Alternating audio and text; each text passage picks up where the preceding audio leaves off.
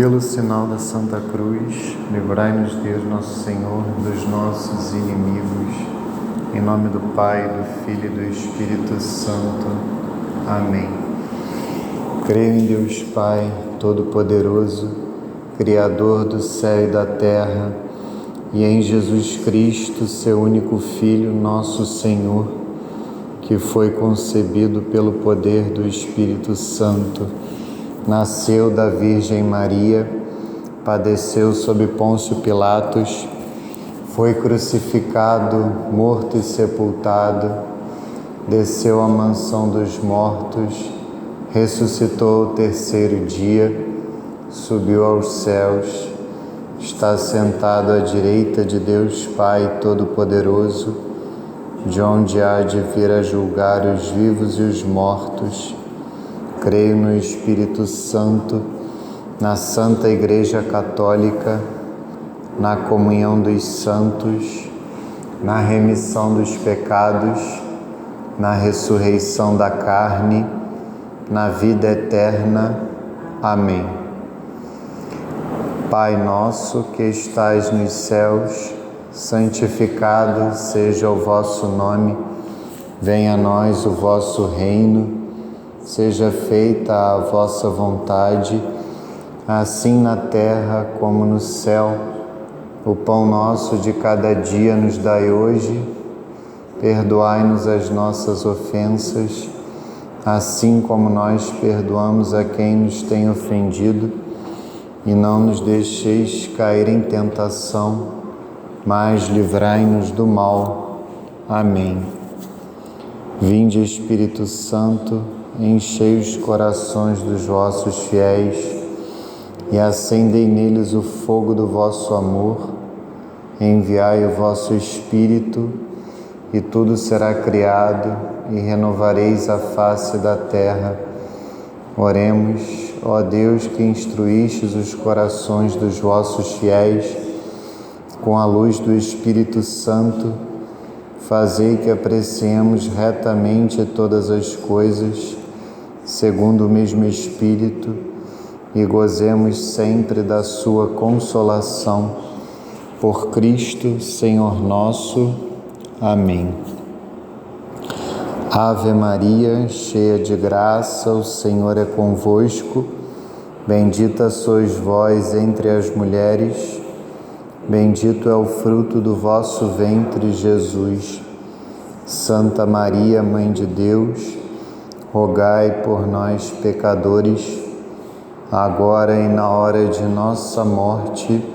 Amém. Santo anjo do Senhor, meu zeloso guardador, se a ti me confiou a piedade divina, sempre me rege e guarda, governa e ilumina. Amém. Glória ao Pai, ao Filho e ao Espírito Santo, assim como era no princípio, agora e sempre, e por todos os séculos dos séculos. Amém. Nossa Senhora da Consolação e Correia, glorioso e castíssimo São José, rogai por nós. Santo Agostinho e Santa Mônica, rogai por nós. Santa Rita de Cássia e Santa Madalena de Nagasaki, rogai por nós. São Pio X, rogai por nós. Estamos reunidos em nome do Pai, e do Filho, e do Espírito Santo. Amém. Então, mais uma vez, boa tarde a todos. Perdão pela demora, mas alguns assuntos de trabalho me tomaram aqui, e eu ainda também coloquei alguns assuntos da catequese em dia, como a presença da última turma, a presença da última aula, né? Como eu falei lá no grupo, a gente vai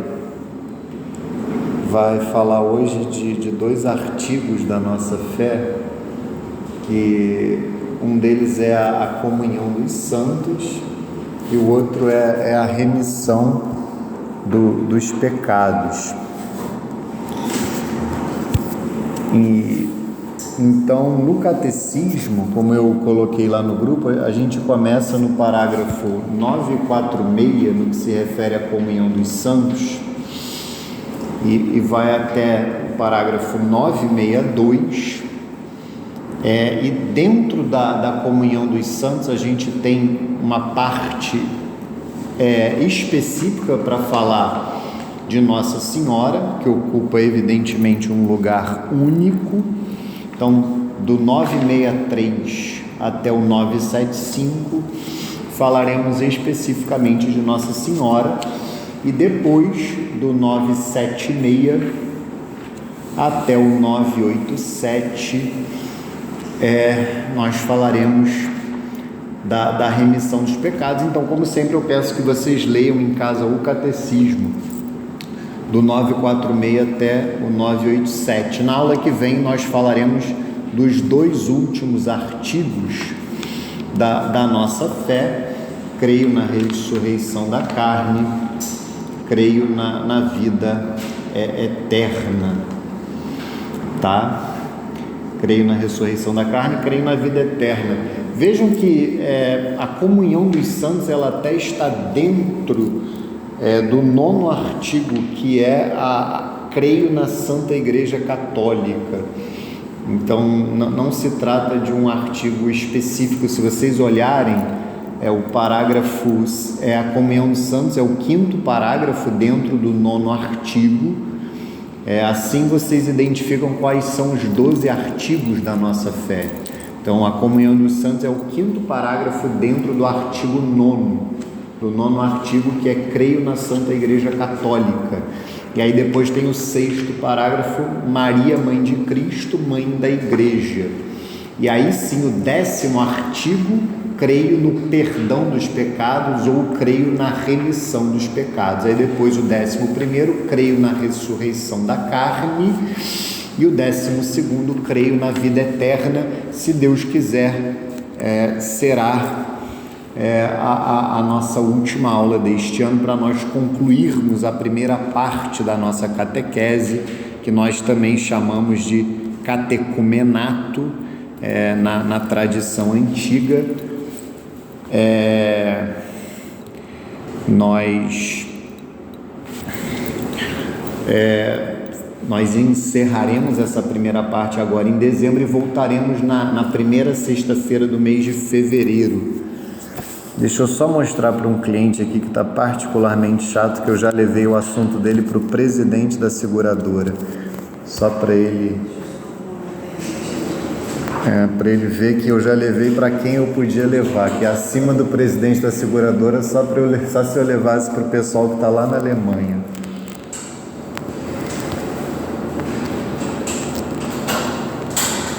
Tá, mas então vamos começar aqui no próprio catecismo, gente. Depois a gente vai para o compêndio, que o compêndio é na pergunta 194.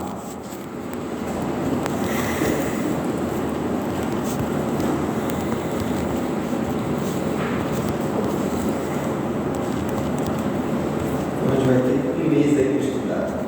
Vai, porque aqui na paróquia, eu confesso que eu não sou muito favorável a isso, mas aqui a gente tem férias coletivas, férias pastorais coletivas obrigatórias. Então, o mês de janeiro inteiro a gente é obrigado a ficar de férias. Eu seria favorável, como era antigamente, no caso da catequese, a gente ficar só metade de janeiro de férias, porque já tem as férias de julho, né? Mas para nós catequistas não deixa de ser vantajoso. Vocês não, porque vocês ficam 1 ano e pouco de catequese, né? A gente fica a vida inteira, né, em tese. Mas para nós catequistas e para as nossas famílias não deixa de ser vantajoso, porque a gente tem um período um pouquinho maior aí para descansar.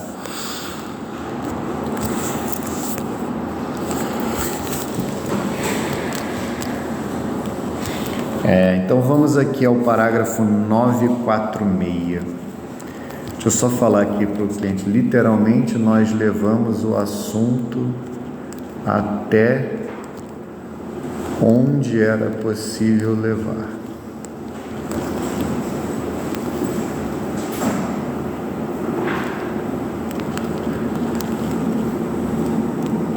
Tem aula então na próxima sexta, né?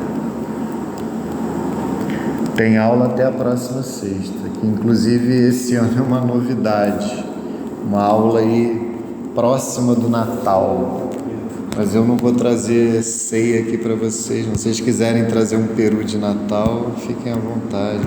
Quiser trazer presente para o catequista também, fiquem à vontade também, mas não estou pedindo nada não, tá bom? Vamos lá, 946, a comunhão dos santos. Depois de ter confessado a Santa Igreja Católica, o símbolo dos apóstolos acrescenta a comunhão dos santos. Este artigo é, de certo modo, uma explicitação do anterior. Que é a Igreja senão a Assembleia de todos os santos? A comunhão dos santos é precisamente a Igreja. Uma vez que todos os crentes formam um só corpo, o bem de uns é comunicado aos outros. Assim é preciso crer que existe na Igreja a comunhão dos bens. No entanto, o membro mais importante é Cristo, por ser a cabeça. Assim, o bem de Cristo é comunicado a todos os membros. E essa comunicação se faz por meio dos sacramentos da Igreja. Isso é uma citação de Santo Tomás de Aquino, na sua obra que fala do credo. Como esta Igreja é governada por um só e mesmo Espírito, todos os bens que ela recebeu transformam-se necessariamente em um fundo comum. É uma citação do Catecismo, você que falou, Carlos, do Concílio de Trento. Quando você lê lá embaixo o Catecismo Romano, é o catecismo que é fruto do Concílio de Trento. Inclusive vocês encontram na internet o Catecismo Romano. Eu até recomendo que vocês também estudem o Catecismo do Concílio de Trento. O Catecismo Romano é um ótimo catecismo. Ele foi publicado até uma boa edição pela editora Castela. Castela Editorial tem uma ótima edição do Catecismo Romano, o Catecismo do Concílio de Trento. O termo comunhão dos santos tem, pois, dois significados intimamente interligados: comunhão nas coisas santas, sancta, e comunhão entre as pessoas santas, sancti. Sancta sanctis, o que é santo para os que são santos. Assim proclama o celebrante na maioria das liturgias orientais no momento da elevação dos santos dons, antes do serviço da comunhão. Os fiéis sancti são alimentados pelo corpo e pelo sangue de Cristo, sancta, a fim de crescerem na comunhão do Espírito Santo, koinonia, e comunicá-la ao mundo. Então, por mais que quando a gente fale de comunhão dos santos, a maioria das pessoas pensa, em geral, nas pessoas santas, a comunhão entre as pessoas, mas também há a comunhão, como está aqui no item 1, a comunhão dos bens espirituais, e é isso o que nós veremos aqui nas perguntas 194 e 195. Então é tanto a comunhão dos bens como a comunhão entre as pessoas santas. A nossa fé na comunhão dos santos tem esse duplo significado, tem essa dupla dimensão. Então vamos ver aqui o que diz o compêndio. O que significa a expressão comunhão dos santos? Essa expressão indica, em primeiro lugar, a comum participação de todos os membros da Igreja nas coisas santas. Sancta. Então, o que são essas coisas santas sobre as quais fala o catecismo, a doutrina? A fé, os sacramentos, em particular a Eucaristia, mas no caso todos os sacramentos, os carismas e os outros dons espirituais. Na raiz da comunhão está a caridade, que não é interesseira. 1 Coríntios 13:5. Mas estimula o fiel a pôr tudo em comum. Atos 4:32. Até os próprios bens materiais a serviço dos mais pobres. O que significa ainda a expressão comunhão dos santos? Essa expressão designa também a comunhão entre as pessoas santas. Sancti, ou seja, entre os que pela graça estão unidos a Cristo morto e ressuscitado. Alguns são peregrinos na terra, outros, tendo deixado esta vida, estão se purificando, ajudados também pelas nossas orações, que são aqueles que estão no purgatório. Outros, enfim, já gozam da glória de Deus e intercedem por nós, são aqueles que estão no céu. Todos juntos formam em Cristo uma só família, a igreja, para louvor e glória da Trindade. Então vejam que há então uma comunhão em uma só igreja, que é a Santa Igreja Católica, destas 3 igrejas, que na realidade é uma só igreja, mas a igreja militante, que é a igreja que está na luta, né? Militar é lutar, né? Por isso vem o nome militar. Quem está a militar está a lutar. A igreja militante é a igreja que peregrina neste mundo a caminho da vida eterna. A igreja padecente, que é a igreja que padece as penas do purgatório, e a igreja triunfante, que é a igreja que triunfa gloriosa no céu. Então há uma comunhão entre as pessoas santas, as pessoas que estão nestes 3 lugares, na terra, no purgatório e no céu.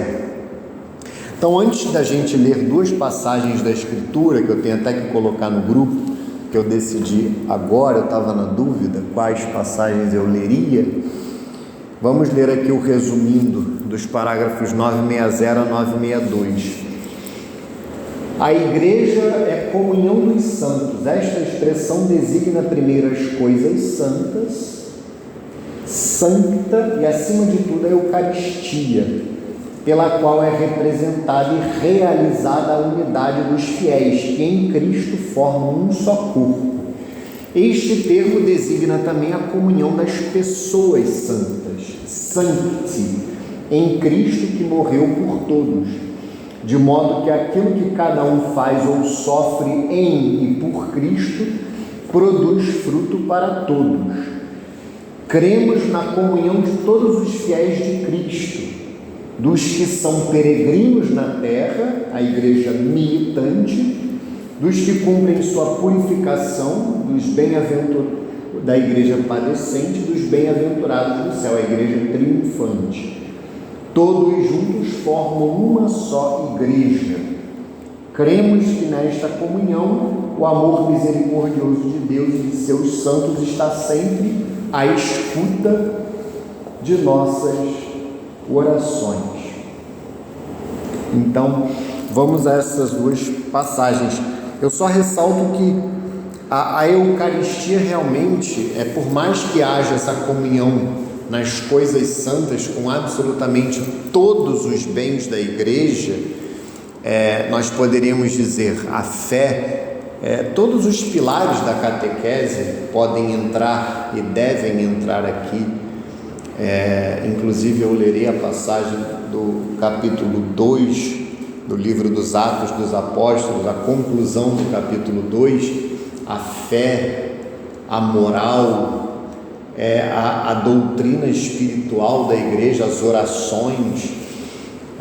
Quando eu falo da moral também entra a caridade, o amor, os próprios bens materiais também da igreja são colocados em comum. Isso também chama a atenção.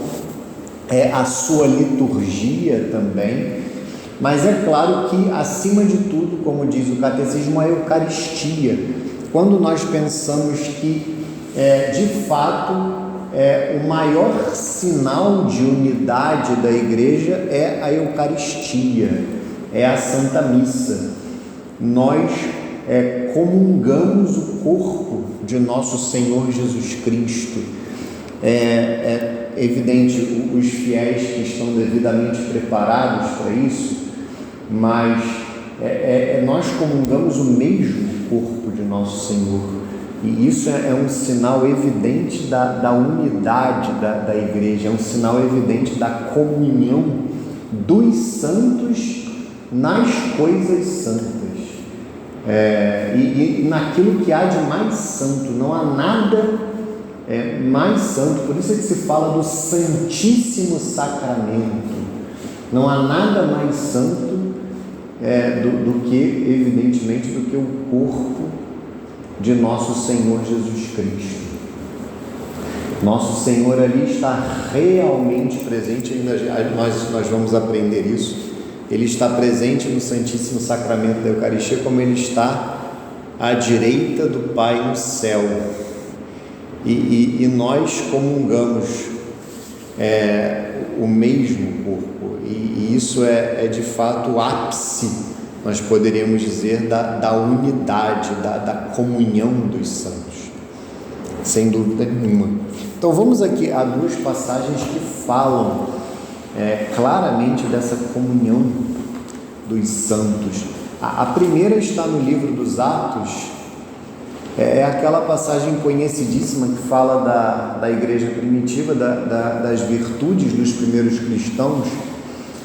É o capítulo 2 do livro dos Atos dos Apóstolos, versículos 42 a 47. Atos 2, versículos 42 a 47.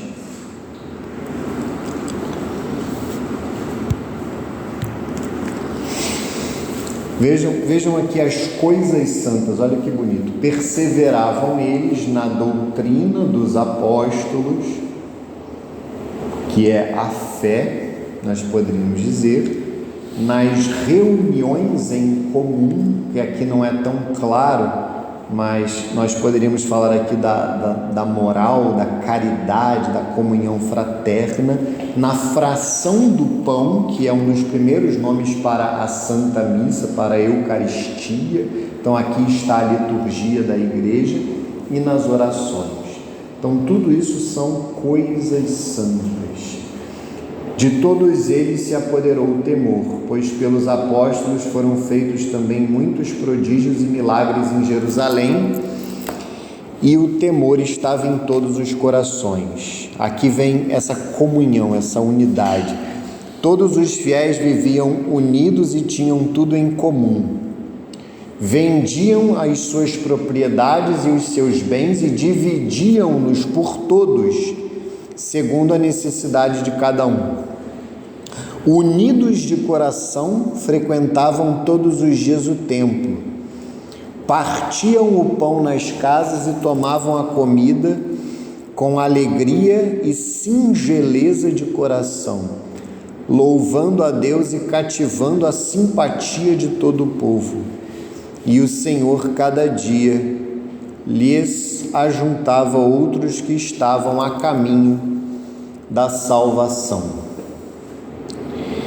E aí também tem uma passagem que fala da unidade da igreja na primeira carta de São Paulo aos Coríntios, no capítulo 12, vai falar também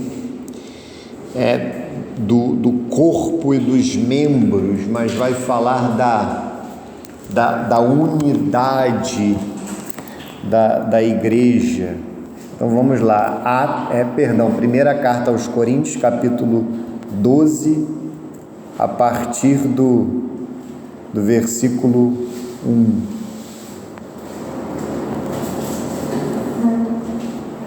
Primeira carta de São Paulo aos Coríntios, capítulo 12, a partir do versículo 1.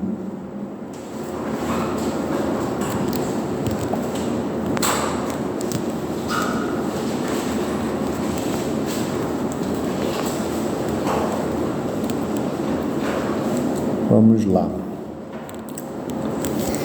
A respeito dos dons espirituais, irmãos, não quero que vivais na ignorância. Sabeis que quando éreis pagãos vos deixáveis levar conforme vossas tendências aos ídolos mudos. Por isso eu vos declaro, ninguém falando sob a ação divina pode dizer Jesus seja maldito. E ninguém pode dizer Jesus é o Senhor, senão sob a ação do Espírito Santo. Há diversidade de dons, mas um só Espírito. Os ministérios são diversos, mas um só é o Senhor. Há também diversas operações, mas é o mesmo Deus que opera tudo em todos. A cada um é dada a manifestação do Espírito para proveito comum.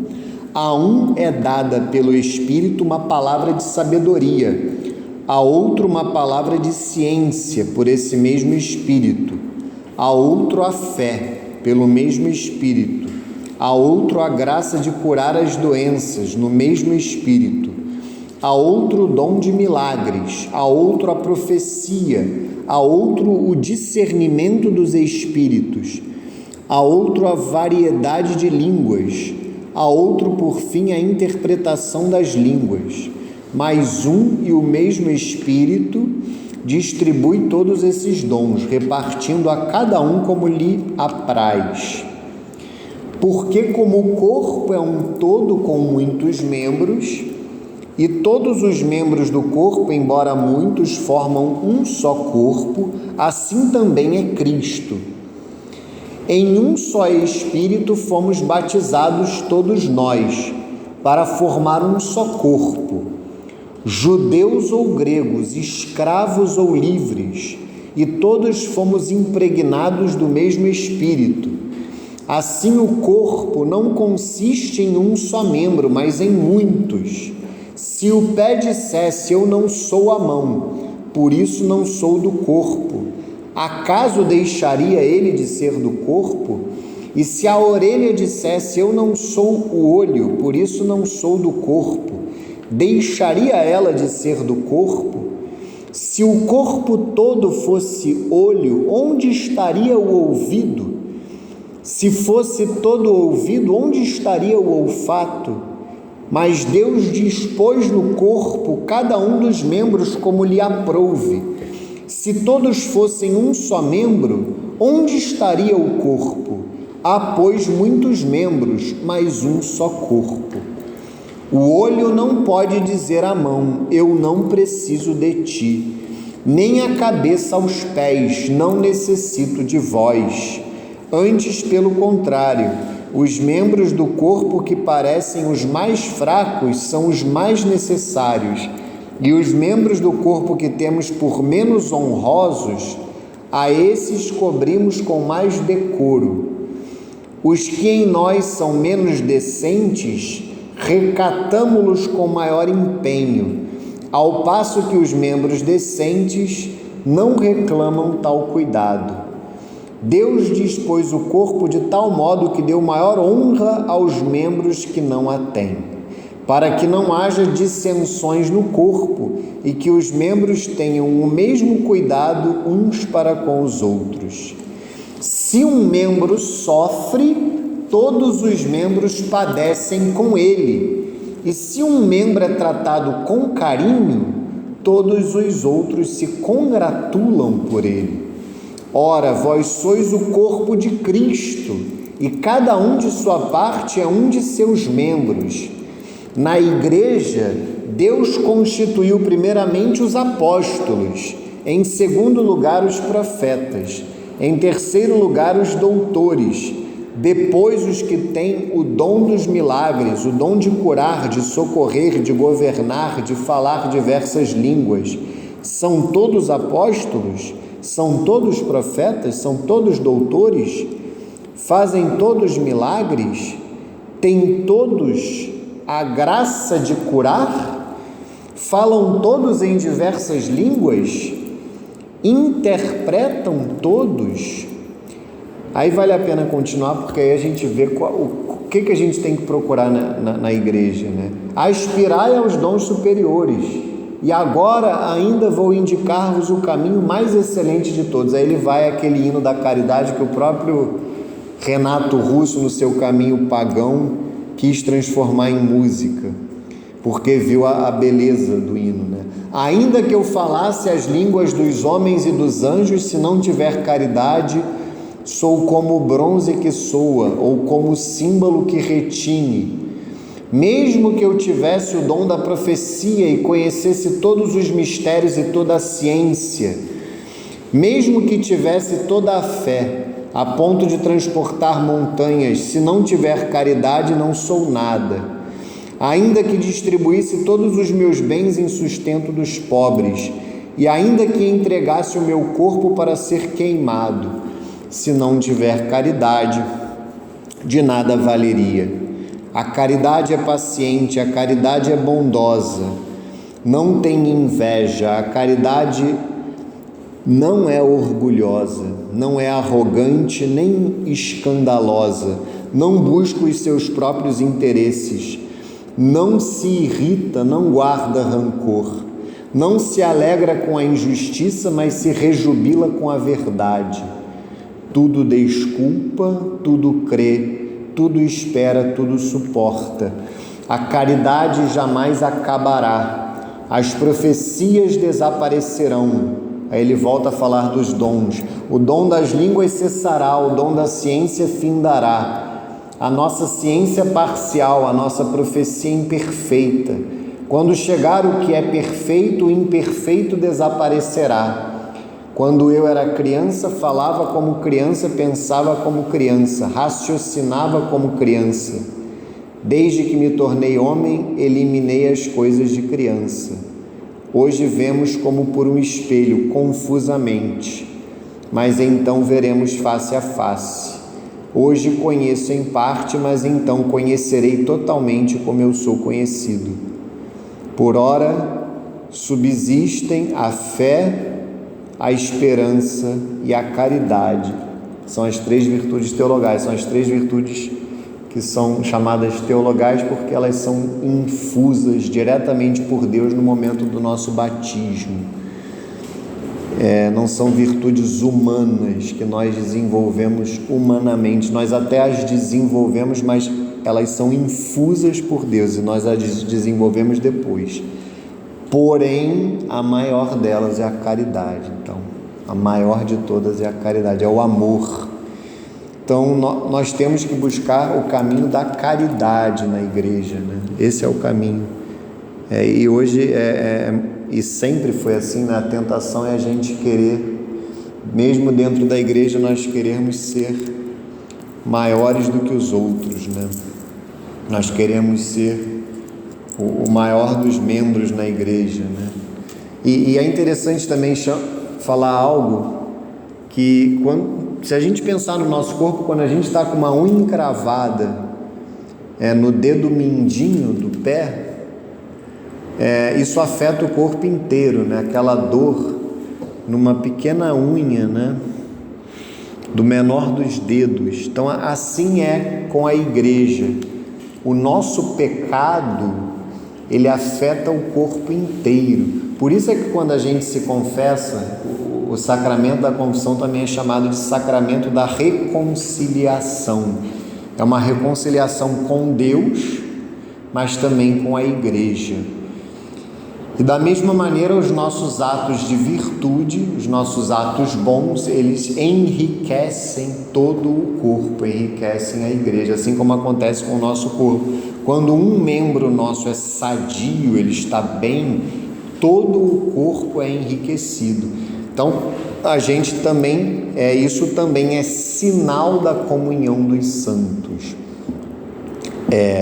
O que nós fazemos de bom é bom para a igreja como um todo, e tudo aquilo que nós fazemos de mal afeta negativamente a igreja como um todo, independentemente de quem nós somos. Isso também deve trazer para nós um senso de responsabilidade.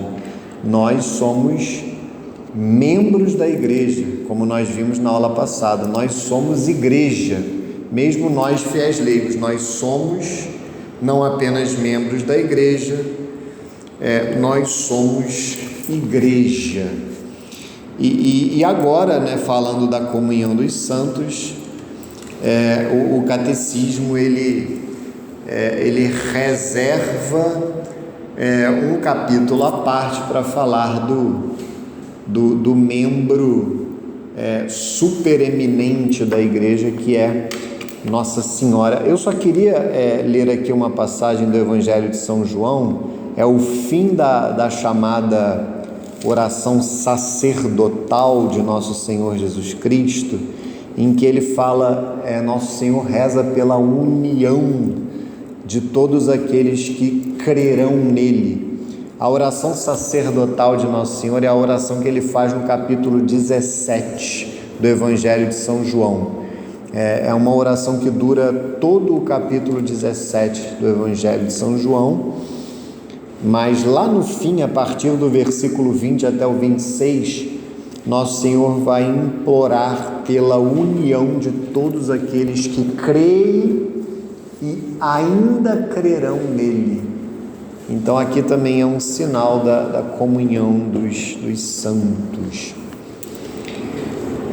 Não rogo somente por eles, mas também por aqueles que por sua palavra, ele está falando dos apóstolos, hão de crer em mim, para que todos sejam um, assim como tu, Pai, estás em mim e eu em ti, para que também eles estejam em nós e o mundo creia que tu me enviaste.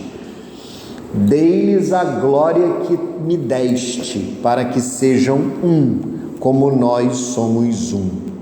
Eu neles e tu em mim, para que sejam perfeitos na unidade e o mundo reconheça que me enviaste e os amaste como amaste a mim.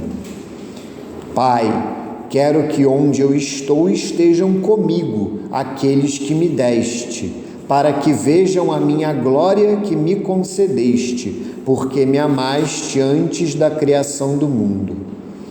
Pai justo, o mundo não te conheceu, mas eu te conheci, e estes sabem que tu me enviaste.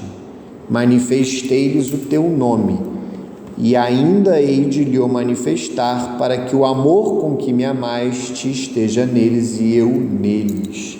Então aqui é só para mostrar como essa comunhão dos santos também é fruto, digamos, da oração de Nosso Senhor Jesus Cristo, a incessante oração de Nosso Senhor Jesus Cristo por nós. Então vamos agora falar de Nossa Senhora, né? É sempre bom falar dela. No compêndio das perguntas 196 a 199, mas comecemos aqui no catecismo, é o último parágrafo desse 9º artigo, dedicado ao creio na Santa Igreja Católica. Maria, Mãe de Cristo, Mãe da Igreja. Depois de termos falado do papel da Virgem Maria no mistério de Cristo e do Espírito, convém agora considerar seu lugar no mistério da Igreja. Então o objetivo aqui agora é falar do lugar de Nossa Senhora na Igreja.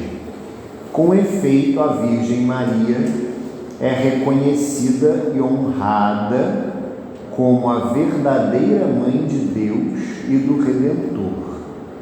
Ela é também verdadeiramente mãe dos membros de Cristo, porque cooperou pela caridade para que na igreja nascessem os fiéis que são os membros desta cabeça. Maria é mãe de Cristo e também mãe da igreja. Então, vamos entender melhor isso. Vamos aqui ao compêndio. São 4 perguntas, então, a respeito deste mistério. que de alguma forma não é tão difícil, até uma questão lógica, né? Se ela é mãe da cabeça, ela é mãe do corpo. O próprio São Luís Maria Grignon de Montfort, que é o autor de uma obra que eu recomendo muito que vocês leiam, é a obra inclusive que fundamenta a total consagração, que eu recomendo muito que vocês façam. Talvez esse ano tenha ficado corrido por conta da catequese, mas no ano que vem eu recomendo muito que vocês fiquem atentos aí à paróquia por volta ali de julho, agosto, setembro. Começa a preparação para a total consagração a Nosso Senhor Jesus Cristo através de Nossa Senhora, e a obra é o Tratado da Verdadeira Devoção à Santíssima Virgem Maria, cujo autor é esse grande santo, talvez um dos santos mais marianos da história da Igreja, que é São Luís Maria Grignon de Montfort. É um santo francês, um grande santo que viveu no século XVIII, e esse santo ele escreveu diversas obras dedicadas a Nossa Senhora, mas essa eu diria que é a principal, e ele tem essa intuição, além de muitas outras, de dizer que seria uma aberração que uma mãe fosse a mãe apenas da cabeça e não fosse a mãe do corpo. Se ela é mãe da cabeça da Igreja, que é Nosso Senhor Jesus Cristo, é claro que ela é mãe do corpo, que somos nós, os membros da Igreja. Mas nós veremos daqui a pouco também que há uma fundamentação bíblica para isso, que é aquela passagem de São João, do Evangelho de São João, na qual na cruz Nosso Senhor ele nos dá Nossa Senhora como mãe. Do alto da cruz ele nos dá Nossa Senhora como mãe. Mulher, eis aí o teu filho, filho, eis aí a tua mãe. Ali não era apenas São João Evangelista que era dado como filho para Nossa Senhora, mas na pessoa dele todos nós ali estávamos representados. Até por isso São João, com muita humildade, ele não se identifica, ele que era o autor daquele evangelho, ele se identifica como o discípulo amado.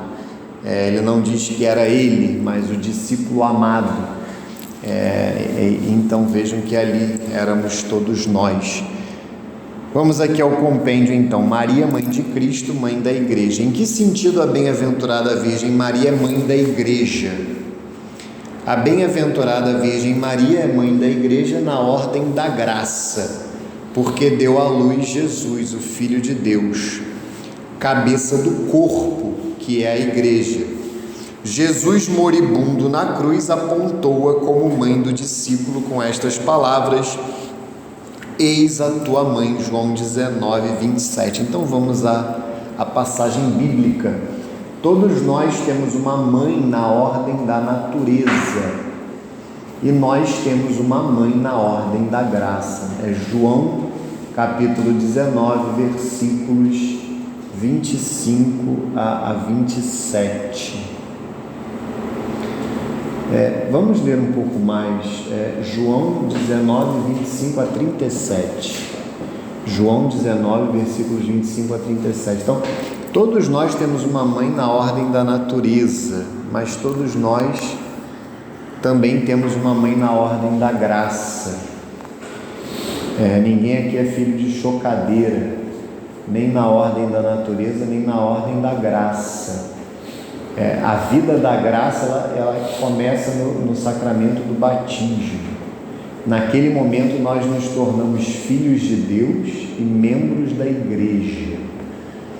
E nos tornamos filhos de Deus porque fomos incorporados ao corpo místico de Nosso Senhor Jesus Cristo, que é a Igreja. É por isso que nós nos tornamos filhos de Deus, unidos ao Filho, nosso Senhor Jesus Cristo. Nós só nos tornamos filhos de Deus porque nós somos unidos ao Filho. Nós nos tornamos filhos no Filho, nosso Senhor. E é por isso que nos tornamos filhos de Nossa Senhora. Porque se Ele é filho de Nossa Senhora e nós nos tornamos membros do corpo dele, automaticamente nos tornamos filhos do Pai e filhos da mãe dele. Então ganhamos a filiação divina e a filiação de Nossa Senhora. É algo óbvio.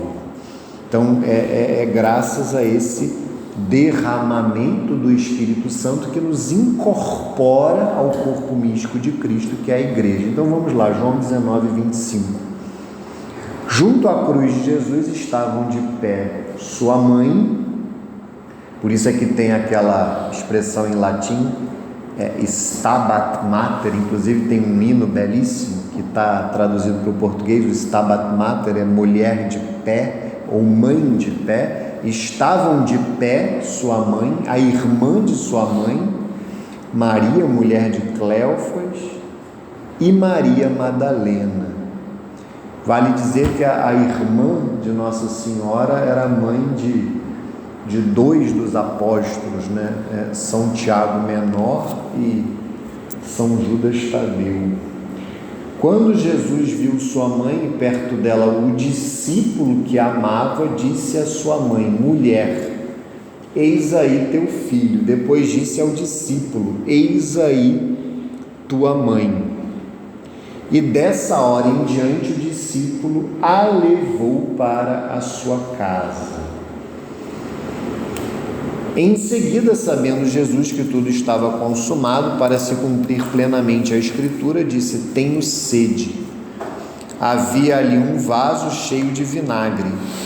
Os soldados encheram de vinagre uma esponja e, fixando-a numa vara de ísopo, chegaram-lhe à boca. Havendo Jesus tomado do vinagre, disse: tudo está consumado. Inclinou a cabeça e rendeu o espírito. Os judeus temeram que os corpos ficassem na cruz durante o sábado, porque já era a preparação e esse sábado era particularmente solene. Rogaram a Pilatos que se lhes quebrassem as pernas e fossem retirados. Vieram os soldados e quebraram as pernas do primeiro e do outro que com ele foram crucificados. Chegando, porém, a Jesus, como o vissem já morto, não lhe quebraram as pernas, mas um dos soldados abriu-lhe o lado, no caso o coração, com uma lança e imediatamente saiu sangue e água. Aqui é considerado também pelos padres da igreja o nascimento da igreja, muito belo isso também, porque o sangue é sinal da Eucaristia e a água é sinal do batismo. Da mesma maneira que Eva, a esposa de Adão, nasce do seu lado aberto enquanto Adão dormia, a igreja, a esposa de Cristo, nasce do seu lado aberto na cruz enquanto ele dormia o sono da morte. O que foi testemunha desse fato o atesta e o seu testemunho é digno de fé e ele sabe que diz a verdade, a fim de que vós creiais, no caso nós. Assim se cumpriu a Escritura, nenhum dos seus ossos será quebrado. Êxodo 12, 46. E diz em outra parte a Escritura: olharão para aquele que transpassaram. Zacarias 12, 10. Então vejam, eis aí tua mãe. E dessa hora em diante o discípulo a levou para a sua casa, né? Esse casa aqui é evidente que também foi um ato de caridade de Nosso Senhor, porque Nossa Senhora era uma viúva que naquele momento ficaria sem filhos. O seu único filho morreria dali a alguns minutos. Então foi um ato também de muita caridade de Nosso Senhor Jesus Cristo, porque as viúvas naquela época viviam na mendicância. Então ele deu um filho para ela para também sustentá-la materialmente, para que ela não passasse necessidade, mas esse é um fato menor. O discípulo a levou para a sua casa. Essa passagem ela é para nós também. O discípulo a levou para a sua intimidade, para aquilo que era seu. A casa que é o coração. O culto, daqui a pouco a gente vai falar disso, o culto a Nossa Senhora, diferentemente dos santos de uma forma geral, a devoção aos santos, ela é sim um dever, no sentido que se a igreja canoniza alguém, nós temos que ter algum grau de devoção pelos santos de uma maneira geral, mas é aquela devoção ampla. Então, por exemplo, eu vou à missa e naquele dia é celebrado aquele santo, então eu farei uma reverência a ele, eu farei memória dele, mas aquele culto especial de ter o santo como um amigo, de ter imagens daquele santo na minha casa, isso não é obrigatório. O Padre Paulo até diz uma coisa muito bonita: são os santos que nos escolhem. Os santos da nossa devoção são eles que nos escolhem ao longo das nossas vidas. Às vezes o nome que nos foi dado vale a pena nós conhecermos. Tem pessoas que têm nomes difíceis, né? A Lúnia, por exemplo, ela vai ser a primeira santa Lúnia da história, né? Igual a minha esposa, a Aline, não tem nenhuma santa Aline, ela vai ser a primeira. Então, mas é importante, quando nós temos os nossos filhos, nós darmos de preferência nomes cristãos para eles, né? Porque você já dá um intercessor para ele. Esse negócio de ficar inventando o nome, não estou falando para você processar os seus pais, não, mas se quiser eu sou advogado, tá? Mas não precisa não. Mas o ideal é dar nomes cristãos. Eu sempre boto o nome composto nos meus filhos, tem gente que implica, mas é porque você dá 2 intercessores para os seus filhos. Antigamente os reis tinham 16 nomes, né? Você via lá, mas é porque quanto mais nomes a pessoa tiver, são mais intercessores. Não é para botar 16, claro, mas você tem ali uma identificação. Então quem tiver o nome de um santo, estuda a vida daquele santo, tenha devoção por ele, a data que você nasceu, você sabe quem é o santo da data que você nasceu. Então os santos, eles vão nos escolhendo, né? Às vezes algo que acontece nas nossas vidas, que a gente ganha devoção. Agora, por que eu estou falando isso? A gente ainda vai falar um pouco mais da santidade. Nossa Senhora não é assim. Existem santos como São José, por exemplo, não é assim. Eu tenho obrigação de ter devoção por Nossa Senhora. Nossa Senhora não é opcional. A aula de hoje é para falar desse culto a Nossa Senhora. E Nossa Senhora está muito acima de São José. Nossa Senhora está muito acima de todo mundo. É evidente, ela não é Deus, mas no que se refere às criaturas, ela está muito acima de todas as outras criaturas somadas. O Padre Paulo sempre faz questão de frisar que se nós somássemos a graça que Deus deu a todas as outras criaturas, e nisso englobados os anjos e os homens, ainda ficaria abaixo e muito abaixo das graças que Deus deu a Nossa Senhora. Então nós temos que ter uma devoção muito especial a ela. Então as imagens, a devoção aos títulos de Nossa Senhora, as aparições, ao Santo Rosário, Santo Terço, e mais do que isso, muito mais é o amor por ela, trazê-la no coração como uma presença nas nossas vidas, no nosso cotidiano, o diálogo com ela, Nossa Senhora, e hoje infelizmente entrou na igreja uma mentalidade protestante que é o católico que tem medo de amar Nossa Senhora, porque ele acha que ele vai amar menos nosso Senhor Jesus Cristo se ele se entregar a Nossa Senhora. E isso é uma mentira, porque quanto mais a gente ama Nossa Senhora, automaticamente a gente mais ama nosso Senhor Jesus Cristo. Podem fazer a experiência prática, concreta. Se eu falo para Nossa Senhora assim, eu te amo, automaticamente no meu coração cresce o amor. Pode ser até na hora da comunhão. Se eu comungo pensando em Nossa Senhora, se eu nem penso em nosso Senhor Jesus Cristo na hora da comunhão, se eu penso só em Nossa Senhora, aquilo ali já foi um ato de amor a nosso Senhor Jesus Cristo. É impossível, porque ela só vive para Ele. Essa imagem aqui é o retrato, até aquela imagem da Virgem de Guadalupe que nós celebramos essa semana, porque ela está grávida ali, né? A imagem tem uma série de simbolismos, né? Inclusive aquela faixa preta, né, que está um pouquinho escondida, é sinal de que ela se eu não me engano, que ela é virgem, mas ela está grávida nessa imagem de Guadalupe. Então, ou ela, em geral, nas imagens de Nossa Senhora, ou ela está grávida, ou ela está com Nosso Senhor no colo. Nosso Senhor, em geral, está presente. É impossível se aproximar de Nossa Senhora sem se aproximar de Nosso Senhor. E São Luís chama no tratado esses devotos que têm medo de se aproximar de devotos escrupulosos, né? Esse escrúpulo é fruto muito da Revolução Protestante.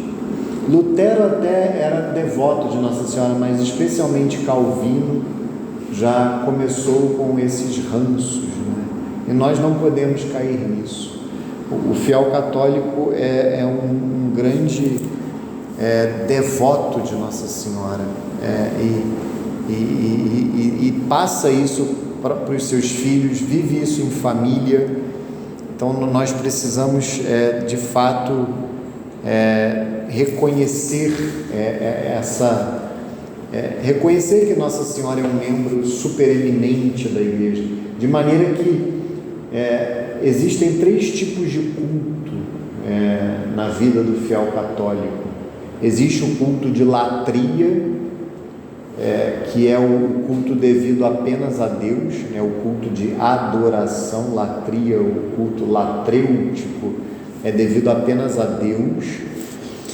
Existe o culto chamado de dulia, né? Que é um culto de veneração, que é o culto devido aos santos. E Nossa Senhora, ela tem um culto próprio, que é o culto de hiperdulia.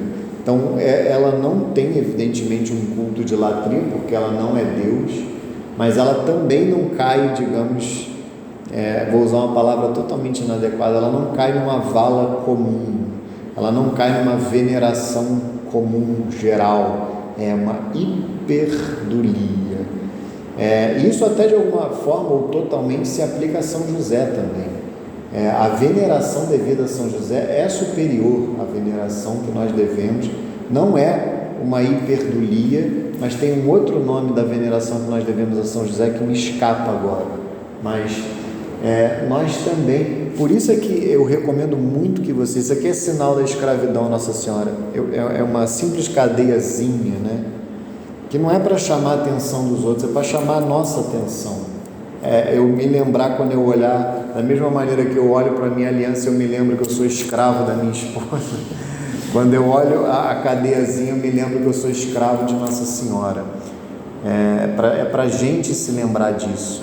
E é escravo de amor, não é uma escravidão naquele sentido que a gente lembra da maldade humana, né? Da escravidão que foi algo que marcou negativamente a história da humanidade, não desse sentido ideológico, né? Que parece que só o branco escravizou o negro. Na história é evidente que isso é uma mentira, porque o branco só escravizou o negro porque o negro escravizou o negro, e o negro já escravizou o branco também. dentre outras raças, escravizando outras raças. Eu não posso falar isso aí fora, senão eu saio de camburão, mas se bem que isso aqui vai para o YouTube, né? Então tá tudo nas mãos de Deus, mas essa é que é a verdade. Mas não é escravidão nesse sentido, é uma escravidão de amor, uma escravidão espiritual, como é de alguma forma o matrimônio, né? Eu falava brincando da minha esposa, mas o matrimônio você se entrega ao outro, mas no caso, no espírito é mais profundo nesse sentido, né? Então eu recomendo muito que no ano que vem, depois da catequese, vocês façam a total consagração. Aqui na paróquia é muito bem feito, e vocês falam muito bem de se aprofundar nisso e fazer. E essa questão da consagração, a gente faz uma vez só ou a gente vai...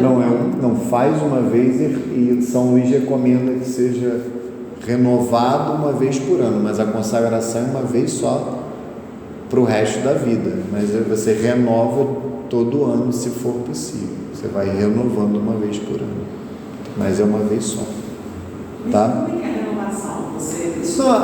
renovação? A renovação você faz os exercícios espirituais. É bom. O tratado é um livro que, para o consagrado, ele deveria ser um livro de cabeceira, né? Porque é um livro muito bom. Porque o mundo nos desvia muito do bom caminho, né? Então, a Bíblia é um livro de cabeceira, o catecismo. Então, o tratado é um livro que a gente deveria tê-lo muito próximo, né? Então, mas eu fiz assim online, né? Aquele do Arautos. Mas você se consagrou? Eu me consagrei, mas assim, eu vi que eu Não, mas aí você só tem que... fazer de novo. Não, você pode fazer de novo, mas você não vai consagrar, você vai renovar, não tem problema. Mas o importante é você não precisa se consagrar novamente, você precisa, na realidade, quantos anos eu mesmo esfriei na minha... É igual o casamento, né? Às vezes os nossos casamentos podem ficar frios, né? E a gente não vai casar de novo, a gente vai reavivar aquela chama, né? Então, o que você precisa, na realidade, é ler o tratado de novo, e fazer os exercícios espirituais, e quem sabe você pode comprar uma cadeiazinha, isso você pode fazer uma nova, não tem problema nenhum. Você faz uma cadeiazinha nova, algo que fique mais chamativo para você, e aí sim. Mas você não se consagra de novo, porque a não ser que tenha um defeito naquele ato da consagração, que você acha que aquele dia aconteceu algo que não ficou feito, digamos assim. Foi mais a preparação mesmo. As orações aí, enfim. Mas aí, a não ser que seja algo muito grave, para todos os efeitos a presunção é que aconteceu. Você só vai renovar e a partir de agora você vai se comprometer a fazer melhor. Mas fique tranquila, em geral é assim mesmo. Ainda mais que você é mãe, você é esposa, você vive no mundo, dificilmente é o jeito ideal. Eu falo por experiência própria.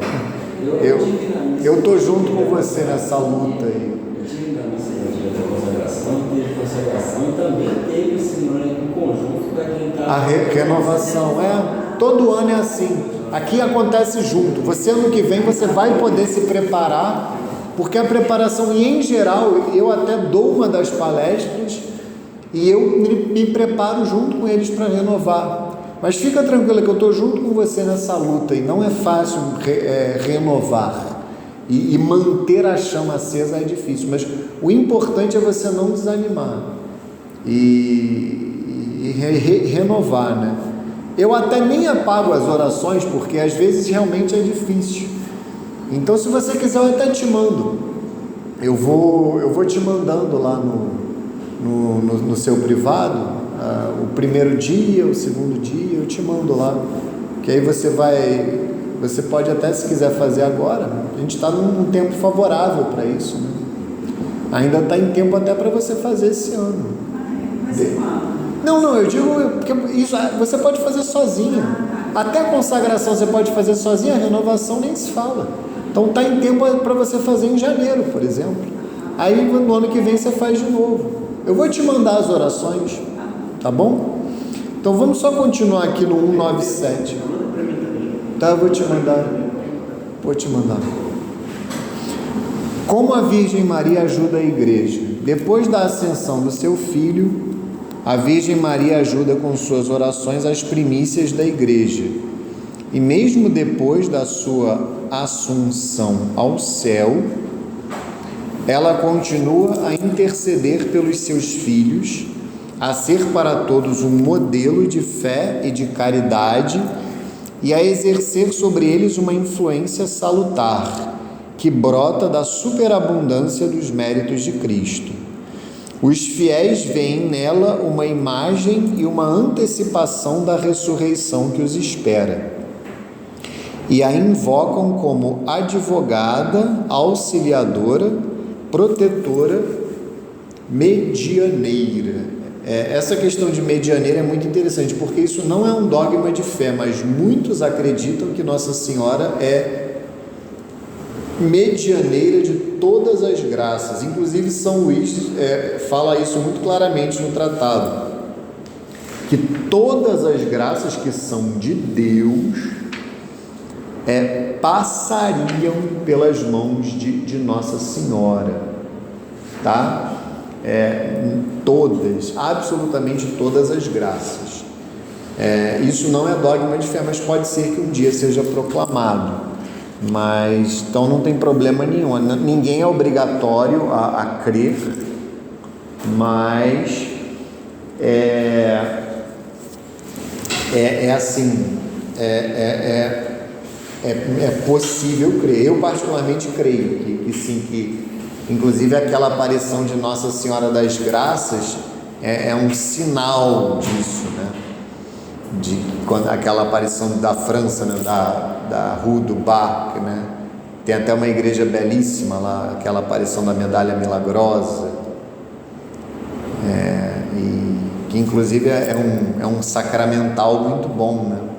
Medalha milagrosa. A gente tem aqui a medalha de Nossa Senhora das Lágrimas também. Então é bom você carregar, né, esses sacramentais, esses sinais. Inclusive veio de lá, outro dogma começou a surgir com aquela aparição, que vem aquela jaculatória, né? Ó Maria concebida sem pecado, rogai por nós que recorremos a vós. Então muitas pessoas já criam na Imaculada Conceição, né? Mas essa jaculatória ajudou a que o dogma fosse proclamado, né? Deu ao Papa, né? O Papa Pio IX, com essa aparição, com essa jaculatória que a própria Nossa Senhora ensinou, o Papa se sentiu fortalecido a proclamar o dogma, porque ela fala, ó Maria concebida sem pecado, né? Fala claramente da Imaculada Conceição. E aí vem a questão do tipo de culto, né? Que tipo de culto se dirige à Santa Virgem?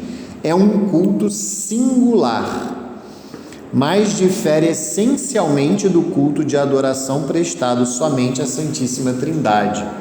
Esse culto de especial veneração, que eu falei para vocês, que é esse culto de hiperdulia, encontra particular expressão nas festas litúrgicas dedicadas à Mãe de Deus e na oração mariana, como o Santo Rosário, resumo de todo o Evangelho.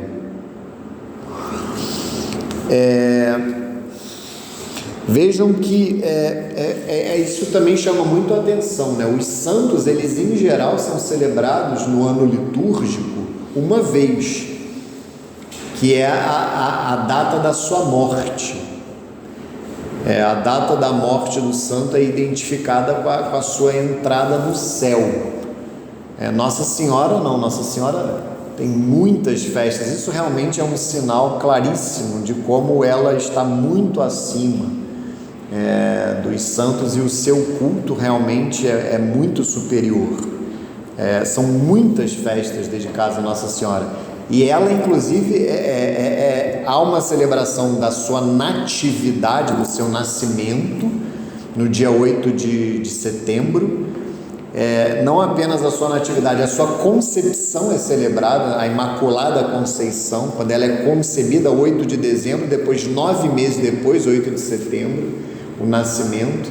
Por isso é que o nascimento é celebrado 8 de setembro, é porque a concepção é celebrada em 8 de dezembro, além de todas as outras festas, a apresentação no templo, a Assunção, que é a data da morte, na realidade, é quando ela morre, mas é também a ressurreição e quando ela é assunta ao céu.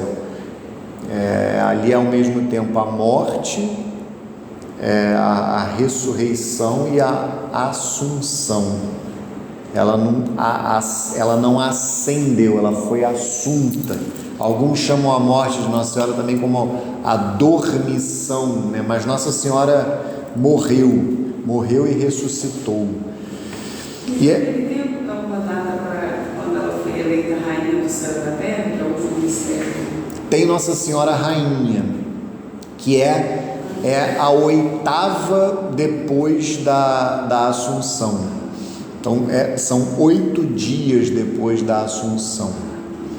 Aí é Nossa Senhora Rainha, que inclusive o 5º mistério glorioso, né? Pedro, ontem um evangelho me falou que não concorda com o catolicismo por conta da idolatria. Aí eu não soube como explicar, na verdade, a gente não adora Nossa Senhora, né? A gente tem devoção por ela, que é diferente, né? Adoração e devoção, né? Mas então é exatamente o que está aqui, ó. Se você olhar Não, mas no parágrafo 971 do Catecismo está melhor explicado. Você pode até levar o Catecismo para ele, ó. Se você pode, porque aí ele vai ver que na doutrina da igreja está dizendo que não é adoração. Quer ver? Vamos lá no Catecismo para você ver como fala de forma clara que não se confunde com o culto de adoração, o culto da Santíssima Virgem.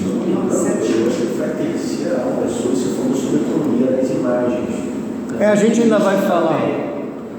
vai falar das imagens, mas é porque me parece que esse protestante em questão, ele não está falando só das imagens, ele está falando da idolatria de uma maneira geral.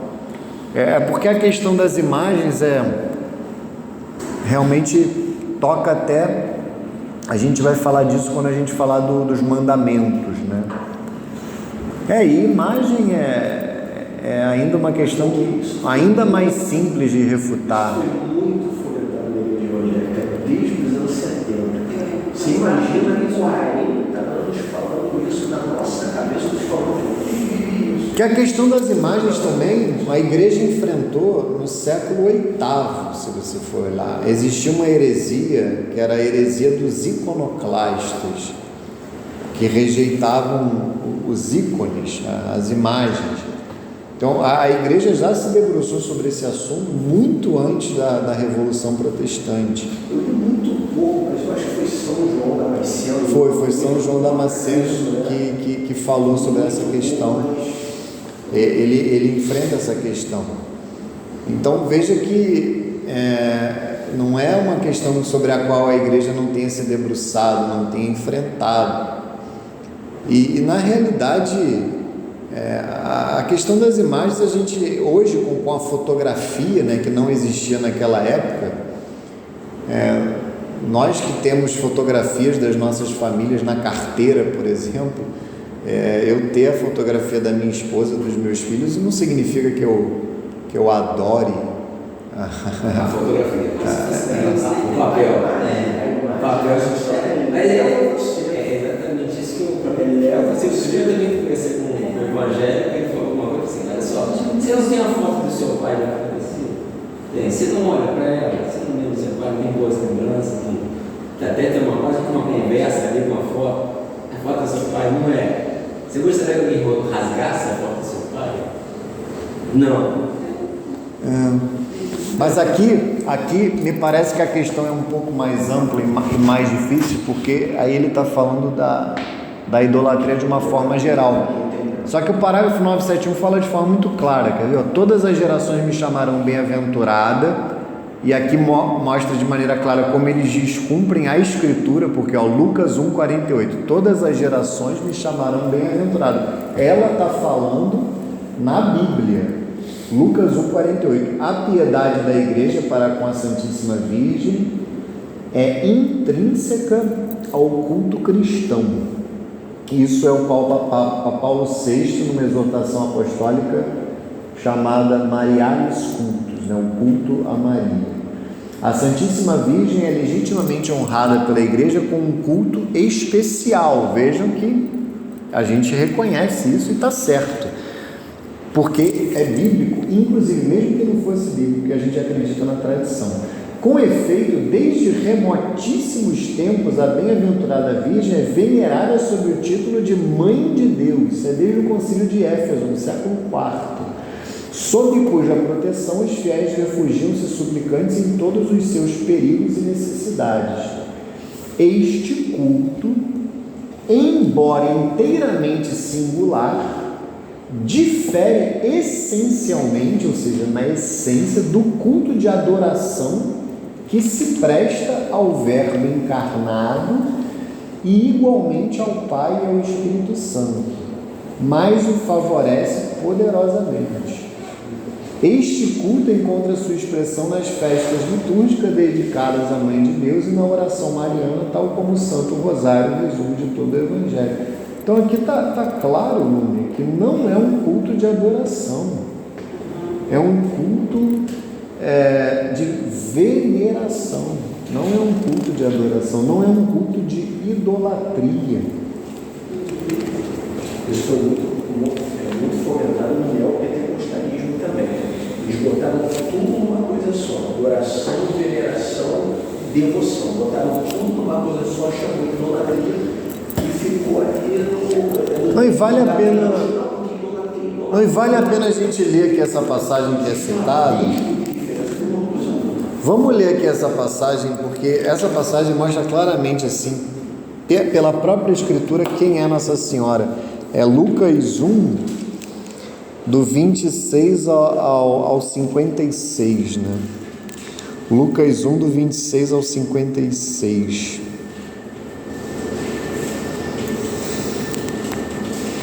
É a anunciação e a visitação de Nossa Senhora, do 26 ao 56.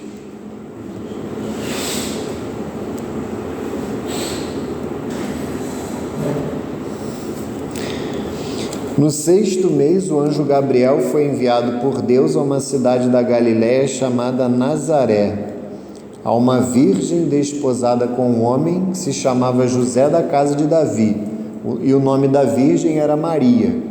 Entrando, o anjo disse-lhe, em geral na Escritura, os anjos, sempre que os anjos aparecem para os homens, eles estão sempre numa situação de superioridade, e os homens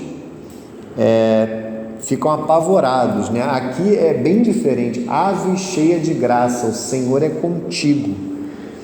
Perturbou-se ela com essas palavras e pôs-se a pensar no que significaria semelhante saudação. Nossa Senhora não fica apavorada, ela só se perturba com as palavras pela humildade dela. O anjo disse-lhe, não temas, Maria, pois encontraste graça diante de Deus. Eis que conceberás e darás à luz um filho e lhe porás o nome de Jesus.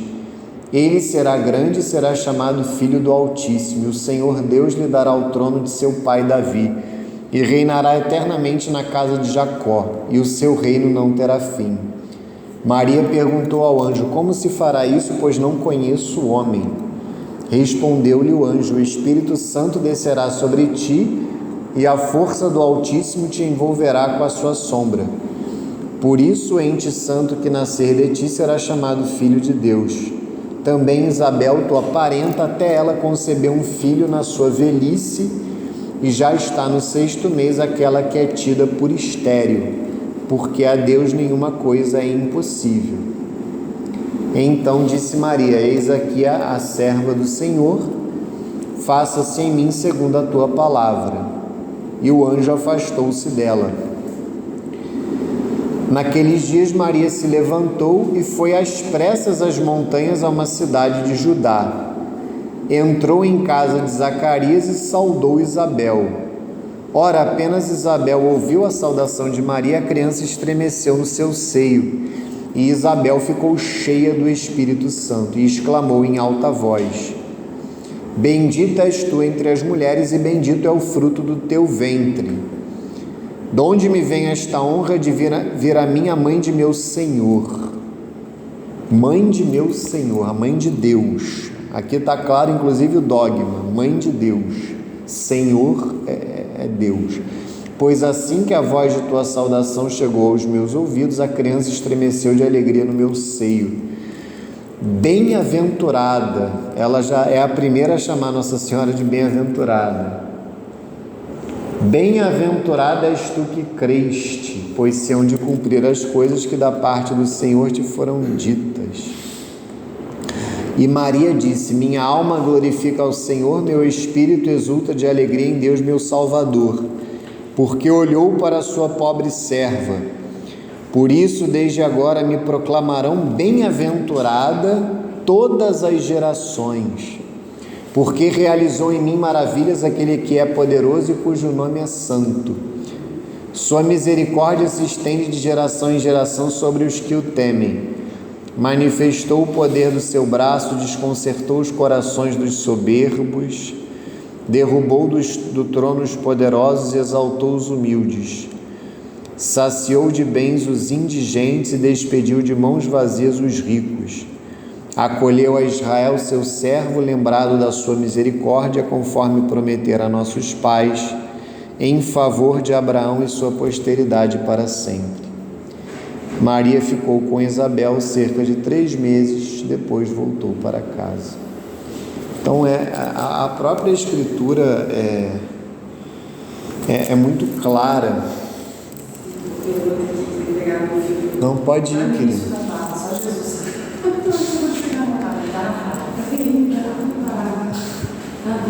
Com Deus, querido. Vai lá. A própria Escritura é muito clara, com assim a grandeza de Nossa Senhora, a grandeza dela diante do próprio anjo Gabriel, que a chama de cheia de graça, e diante das palavras de Santa Isabel e da própria Virgem Santíssima no Magnífica. E a última pergunta, a 199, que me parece que eu não tinha lido: de que modo a bem-aventurada Virgem Maria é o ícone escatológico da igreja? Ela é imagem da igreja. Escatológica no sentido de que ela é imagem do que a igreja virá a ser no fim dos tempos, né? Escatologia o ramo da teologia que estuda as realidades últimas, né? Então, ícone escatológico, ela é uma imagem da igreja do que a igreja será no fim dos tempos. Ao olhar para Maria, toda santa e já glorificada em corpo e alma, porque é exemplo de nosso Senhor Jesus Cristo, a fé da igreja nos ensina que ela está em corpo e alma no céu. A igreja contempla nela o que ela mesma é chamada a ser na terra e o que será na pátria celeste. Então, Nossa Senhora é imagem da igreja. E aí, antes da gente encerrar com a remissão dos pecados, vamos ler aqui o resumindo dessa parte de Nossa Senhora, que está nos parágrafos 973 e 974. Ao pronunciar o fiat, faça-se da anunciação, e ao dar seu consentimento ao mistério da encarnação, Maria já colabora para toda a obra que seu filho deverá realizar. Ela é mãe, onde ele é salvador e cabeça do corpo místico. Depois de encerrar o percurso de sua vida terrestre, a Santíssima Virgem Maria foi elevada em corpo e alma à glória do céu, onde já participa da glória da ressurreição de seu Filho. antecipando a ressurreição de todos os membros de seu corpo. Cremos que a Santíssima Mãe de Deus, nova Eva, mãe da Igreja, continua no céu sua função materna em relação aos membros de Cristo. Então, esse parágrafo 975 é um credo que o Papa Paulo VI, né, São Paulo VI, é um credo que ele elaborou, que é a solene profissão de fé do povo de Deus. E aí, quando fala de Nossa Senhora, fala desta maneira. Eu só ia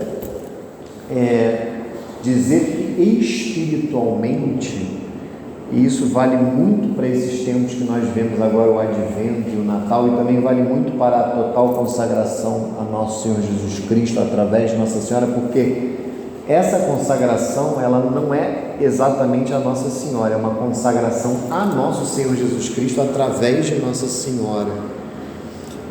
Nossa Senhora, ela é chamada a gerar o Cristo em nós, espiritualmente.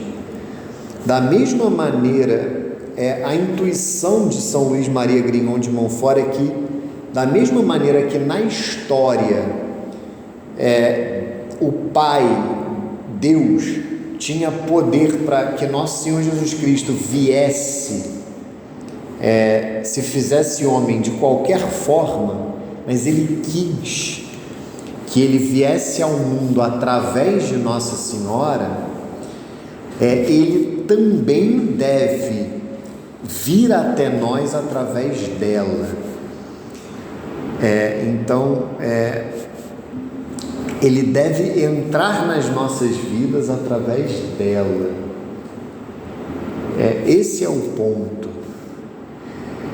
O ponto é que São Luís diz: se Nosso Senhor veio até nós através dela, nós devemos ir até Ele também através dela. Ela é o caminho para Cristo. Cristo é o caminho para o Pai. Ele vai dizer: eu sou o caminho, a verdade e a vida, ninguém vai ao Pai se não for por mim. Só que o caminho para Cristo é Nossa Senhora, porque o Pai escolheu que esse fosse o caminho. Ele veio através do sim dela, então nós devemos ir até Ele através dela. Essa é a intuição de São Luís, e é ela que deve gerar o Cristo em nós. Ela deve gerar. Então esse tempo do Advento é muito propício para isso, para que espiritualmente Nossa Senhora gere o Cristo em nós. Espiritualmente, é claro que é uma realidade espiritual. Ela que gerou fisicamente o Cristo na história, espiritualmente ela gere o Cristo nas nossas almas. Por isso é que o Padre Paulo tem essa imagem muito bela da consagração como um transplante de coração. Quando a gente se consagra, e por isso essa imagem da consagração como uma consagração a Nosso Senhor através de Nossa Senhora, porque sai o nosso coração egoísta e entra o imaculado coração de Nossa Senhora. A gente busca amar Nosso Senhor com o coração dela, porque é aquela sabedoria popular do coração de mãe que sempre cabe mais um. Então a gente ama a Deus, ama Nosso Senhor com o coração dela. A gente se une a ela de tal maneira que nós amamos a Deus com o coração dela. Essa é a dinâmica da consagração. E aí o dogma que a gente vai falar agora, que ele é tratado de maneira breve no catecismo, eu creio no perdão dos pecados, ou creio na remissão dos pecados. Nada mais é do que dizer que nós cremos que a Igreja tem o poder dado por Deus, evidentemente, porque, como dizem muito bem, inclusive aqueles que erradamente acusavam Nosso Senhor Jesus Cristo de blasfêmia, Deus, eles diziam que Deus tem o poder de perdoar os pecados. Só Deus, eles diziam, tem o poder de perdoar os pecados. Só que o problema é que eles não reconheciam que Cristo é Deus. Então, crer na remissão dos pecados é crer que a igreja tem o poder de perdoar os pecados, e esse poder ele se manifesta de duas maneiras. Duas maneiras em regra, duas maneiras de forma geral, que é no sacramento do batismo e no sacramento da confissão. A igreja ela tem o poder de perdoar os pecados, de remir os pecados. Então vamos aqui no parágrafo 976 do Catecismo. Vocês vão ver aqui que a igreja trata de maneira bem breve, que são 3 páginas praticamente do Catecismo. Creio no perdão dos pecados. O símbolo dos apóstolos correlaciona a fé no perdão dos pecados com a fé no Espírito Santo, mas também com a fé na Igreja e na comunhão dos santos. Foi dando o Espírito Santo a seus apóstolos que Cristo ressuscitado lhes conferiu seu próprio poder divino de perdoar os pecados. Recebei o Espírito Santo, a quem perdoardes os pecados serão perdoados, a quem os retiverdes lhes serão retidos. João 20, 22, 23. A gente vai ler essa passagem. Aí tem aqui uma observação. A segunda parte do Catecismo tratará explicitamente do perdão dos pecados pelo batismo, pelo sacramento da penitência e pelos outros sacramentos, sobretudo a Eucaristia. Por isso, basta aqui evocar sucintamente alguns dados básicos. Então, a Eucaristia também perdoa pecados veniais, não mortais, veniais. Não se pode comungar com pecado mortal, é inclusive um pecado gravíssimo comungar com pecados mortais, pendentes de confissão. O nome desse pecado é sacrilégio, é um pecado grave contra o primeiro mandamento da lei de Deus. Se você tem um pecado mortal pendente de confissão, você não comunga, vai confessar antes, aí você pode assistir à missa, mas não comungue. Mas assim, pecados veniais, sim, pecados veniais, você aproveita o ato penitencial, você se arrepende, no ato penitencial você confessa os pecados ali silenciosamente, e a própria Eucaristia vai perdoar os pecados veniais. O sacramento da unção dos enfermos também, ele pode perdoar pecados, mas os 2 sacramentos que, como via de regra, perdoam os pecados são o sacramento do batismo e o sacramento da confissão. Então vamos ver aqui no Evangelho de São João qual foi o momento em que Nosso Senhor ele deu esse poder para que os apóstolos perdoassem os pecados. Está lá no capítulo 20 do Evangelho de São João. Vamos ler aqui a partir do versículo 19. João 20, a partir do versículo 19. Na tarde do mesmo dia, que era o primeiro da semana, foi o dia que Nosso Senhor ressuscitou, foi num domingo, os discípulos tinham fechado as portas do lugar onde se achavam por medo dos judeus. Jesus veio e pôs-se no meio deles. Disse-lhes ele: a paz esteja convosco. Dito isso, mostrou-lhes as mãos e o lado. Os discípulos alegraram-se ao ver o Senhor.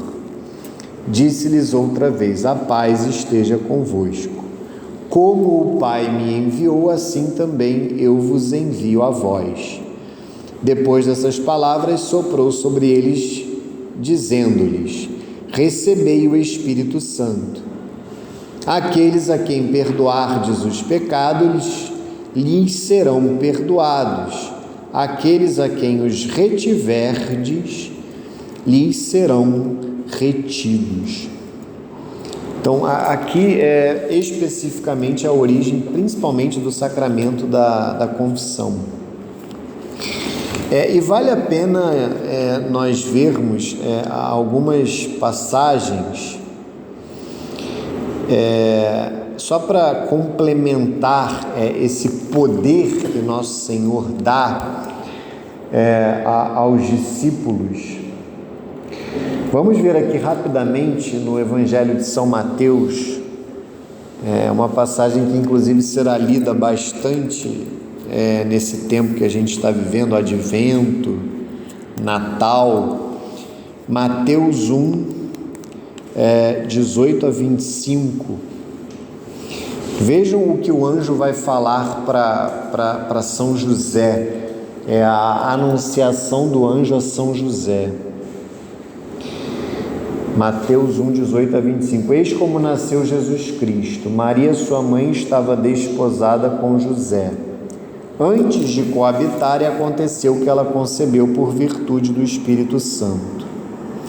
José, seu esposo, que era homem de bem, não querendo difamá-la, resolveu rejeitá-la secretamente. Enquanto assim pensava, eis que um anjo do Senhor lhe apareceu em sonhos e lhe disse: José, filho de Davi, não temas receber Maria por esposa, pois o que nela foi concebido vem do Espírito Santo. Ela dará à luz um filho, a quem porás o nome de Jesus, vejam, porque ele salvará o seu povo de seus pecados. Então aqui a questão da remissão dos pecados já presente.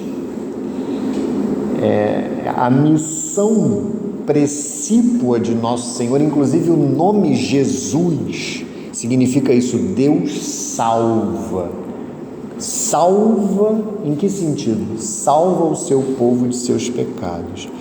Tudo isto aconteceu para que se cumprisse o que o Senhor falou pelo profeta: eis que uma virgem conceberá, dará à luz um filho que se chamará Emanuel, que significa Deus conosco. Despertando, José fez como o anjo do Senhor lhe havia mandado e recebeu em sua casa sua esposa. E sem que ele a tivesse conhecido, ela deu à luz o seu filho, que recebeu o nome de Jesus. E aí uma outra passagem que mostra esse hábito que nosso Senhor teve de perdoar os pecados. Na realidade, vamos aqui ainda, só para a gente continuar no mesmo Evangelho, a conclusão do Evangelho de São Mateus. Mateus 28, 16 a 20. Vejam como essa autoridade que nosso Senhor recebe, Ele dá aos apóstolos. Vejam como o raciocínio ele fica fechado. A gente viu que a missão de nosso Senhor, o que está presente no próprio nome dele, Deus salva. Vejam o que ele vai dizer aos discípulos na conclusão do Evangelho de Mateus. São Mateus: os 11 discípulos foram para a Galiléia, para a montanha que Jesus lhes tinha designado. Quando o viram, adoraram-no. Entretanto, alguns hesitavam ainda. Mas Jesus, aproximando-se, lhes disse: vejam só, toda a autoridade me foi dada no céu e na terra. Ide, pois, e ensinai a todas as nações. Vejam o que ele vai dizer: batizai-as em nome do Pai, do Filho e do Espírito Santo. O batismo que traz consigo a remissão dos pecados. Ensinai-as a observar tudo o que vos prescrevi. Eis que estou convosco todos os dias até o fim do mundo. Então, lá no início do Evangelho, ele salvará o seu povo dos seus pecados. No fim do Evangelho, ele invoca para si a autoridade e transmite essa autoridade. E no meio do Evangelho, que eu já ia esquecer de ler, o que o próprio catecismo vai falar, vocês vão ler depois em casa, do poder das chaves, lá no parágrafo 981, o 981 até o 983 fala do poder das chaves.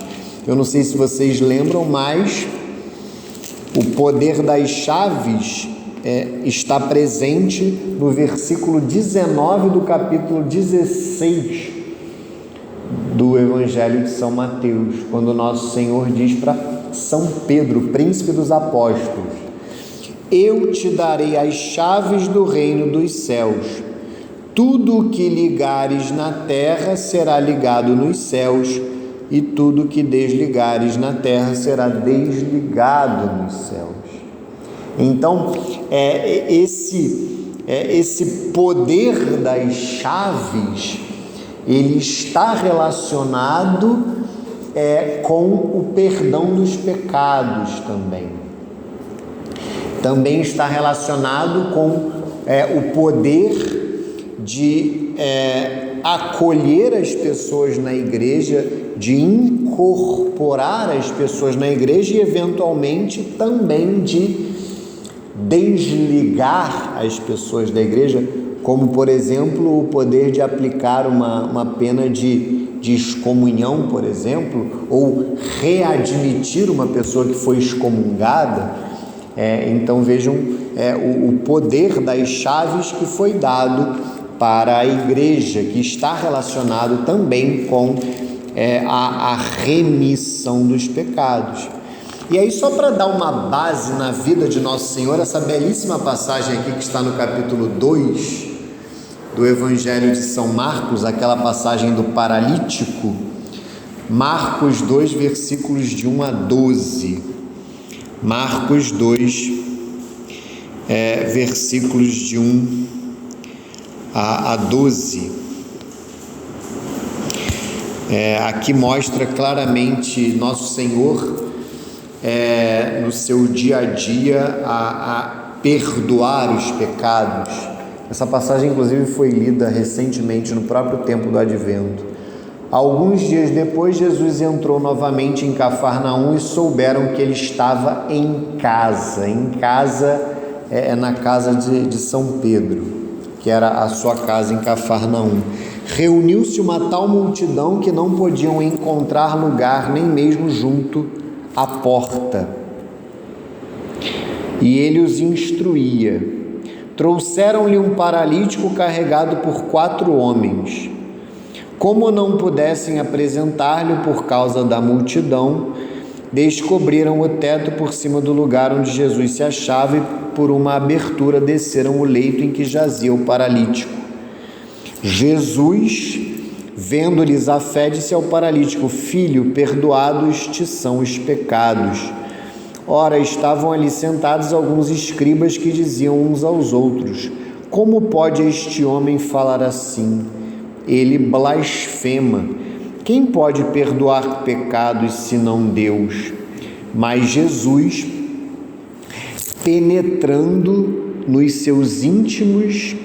logo com o seu espírito nos seus íntimos pensamentos, disse-lhes: Por que pensais isto nos vossos corações? Que é mais fácil dizer ao paralítico: os pecados te são perdoados, ou dizer: levanta-te, toma o teu leito e anda? Ora, para que conheçais o poder concedido ao Filho do Homem sobre a terra, disse ao paralítico: eu te ordeno, levanta-te, toma o teu leito e vai para casa. No mesmo instante, ele se levantou e, tomando o leito, foi-se embora à vista de todos. A multidão inteira encheu-se de profunda admiração e puseram-se a louvar a Deus, dizendo: nunca vimos coisa semelhante. Então, vejam que maravilha, né?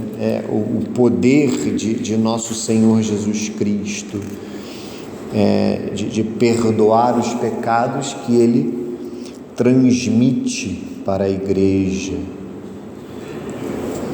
E então agora, como eu fiz no Evangelho de São Mateus, para a gente já caminhar para o fim da aula, lá na conclusão do Evangelho de São Marcos,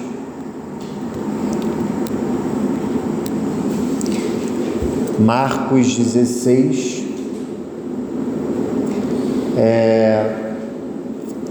15, 16 vai falar mais uma vez dessa missão de batizar para a remissão dos pecados que a igreja tem.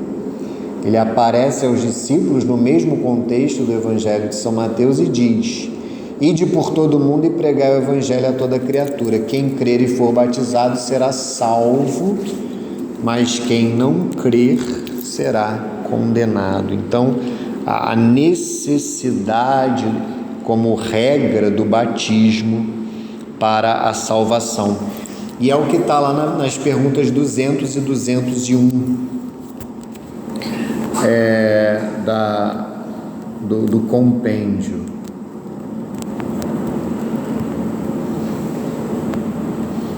(200 a 201 do compêndio).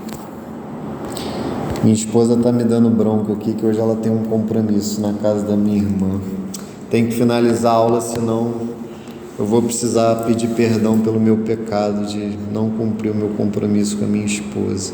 Então vamos aqui, 200 a 201.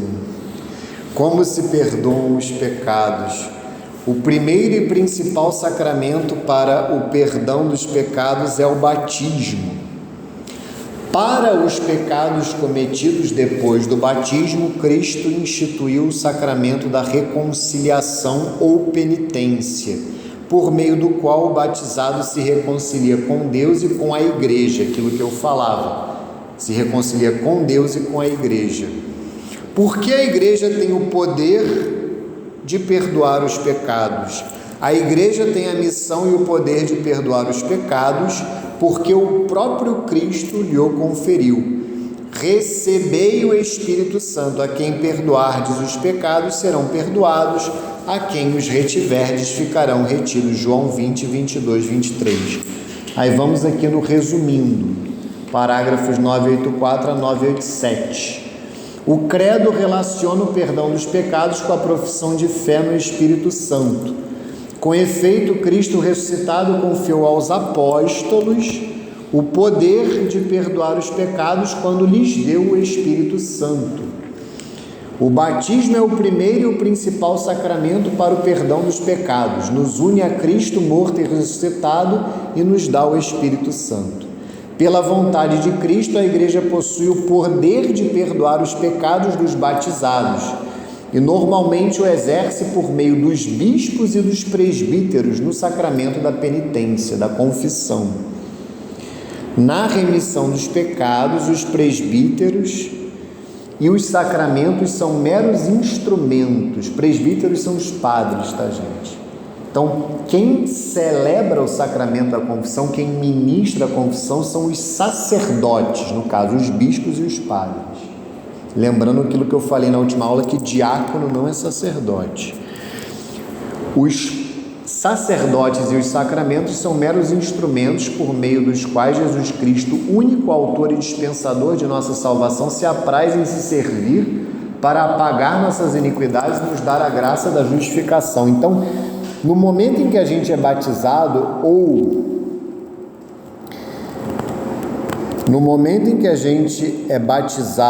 ou recebe a absolvição na confissão, é como se a cruz de nosso Senhor Jesus Cristo, o sangue de nosso Senhor Jesus Cristo derramado na cruz, ele nos alcançasse. É como se fosse derramado sobre nós o sangue da cruz. E naquele momento realmente é Cristo que nos perdoa. Eu falo dos protestantes porque realmente também vem para a igreja essa mentalidade protestante do cara que se confessa com o travesseiro, né? O cara que não quer se confessar com o padre. Eu me confesso diretamente com Deus, né? Eu falo travesseiro porque o cara, ele acha que ele pode confessar na hora de dormir com o travesseiro dele, e não é. Você tem que se confessar com o padre. Tanto que a fórmula da absolvição fica muito claro que ali você está se confessando com Deus, né?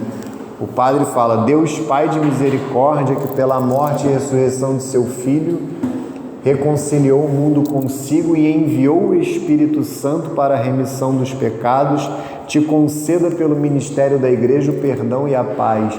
Eu